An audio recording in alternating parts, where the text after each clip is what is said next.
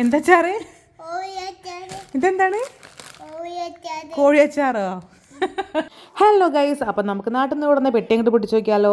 അധിക സാധനങ്ങളൊന്നുമില്ല, അത്യാവശ്യം വേണ്ട സാധനങ്ങൾ മാത്രം. മാഗി ക്യൂബ് മേടിച്ചിട്ടുണ്ടായിരുന്നു, നമുക്ക് മന്തി ഉണ്ടാക്കുന്നത് അത്യാവശ്യമാണ്. ഇതിവിടെ കിട്ടില്ല കേട്ടോ.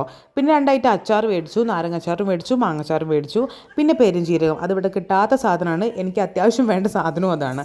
അപ്പോൾ പിന്നെ പെരുംജീരകവും അതിൻ്റെ പൊടിയും മേടിച്ചു.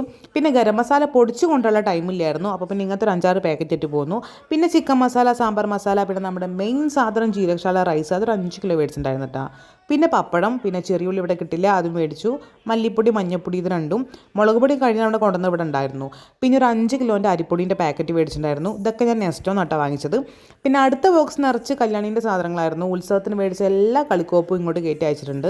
പിന്നെ പുട്ടുപൊടി മേടിച്ചിട്ടുണ്ടായിരുന്നു. പിന്നെ ഏവിട്ടിൻ്റെ നല്ല അടിപൊളി ചായപ്പൊടി മേടിച്ചിട്ടുണ്ടായിരുന്നു. പിന്നെ വെള്ളപ്പത്തിൻ്റെ ഒരു മിക്സ് ഉണ്ടായിരുന്നു. പിന്നെ ഞാനൊരു ചീനച്ചട്ടിയും അതേപോലെ തന്നെ നൂൽപ്പെട്ടിൻ്റെ അച്ചും ഒരു വെള്ളപ്പത്തിൻ്റെ പാത്രം മേടിച്ചു. അപ്പോൾ ഇത്രയും ഐറ്റംസാണ് നമ്മൾ നാട്ടിൽ നിന്ന് കൊണ്ടുവന്നത്.